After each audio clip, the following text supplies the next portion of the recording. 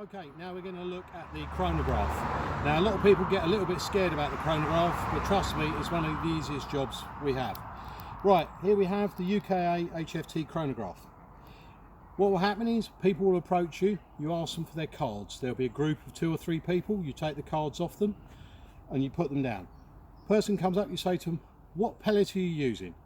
8.44 grain, they'll say. That's the vast majority of people. You'll have a chart, which I don't have here.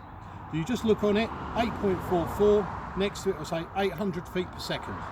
So 800 feet per second is what you're going to want to see on the reading. So it's now time for them to shoot.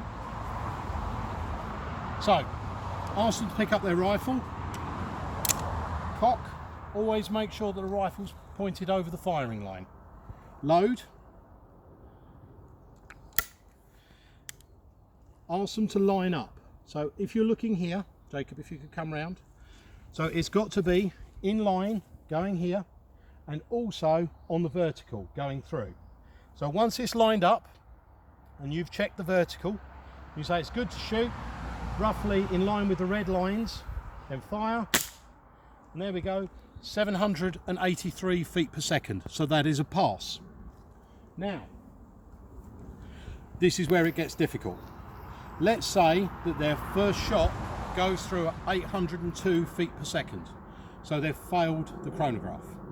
They've now got to go through 2 more times and they've got to pass 2 more times. So let's say I've failed the chronograph and I've got to redo. So I pick up my gun and this is the important bit. Person cocks, keeps the gun safe. Now, this is the pellet.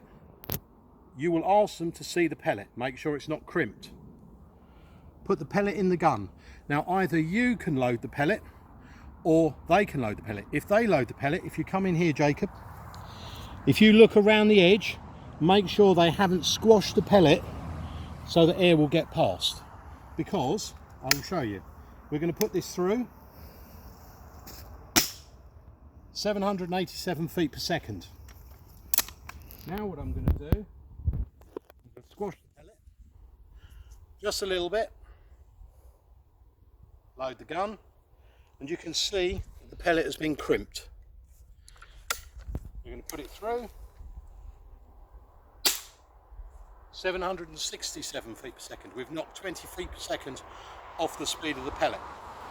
So this is why it is very important to make sure that you observe the pellet either going in or once it's in, or you load yourself. The other thing you need to do is, if they have failed the chronograph the first time, switch the chronograph off, which is this button on the back, switch it on again, so that way it goes to 0. The reason we do that is, let's say I went through at 803, I then ask the person to fire again 803, he goes through at 803, do we know if it's a case that they went through again at 803, or is it a case that maybe the chronograph didn't register the pellet? So if they've failed, switch it off, switch it on, it goes back to 0, and that way there's no ambiguity. There's no argument, that's the best word. The other thing you need to do on the chronograph is, obviously you're going to have the klaxon and the book. If a marshal calls for a ceasefire, 1 blast on the klaxon to stop, 2 blasts to continue. Ask the marshal for the name of the person who called the ceasefire, write the name down in the book, and also what happened and the reason why. So lack of talent, broken string, failed target, whatever. So basically, they're your basic rules for the chronograph. It's nice and simple. Thank you.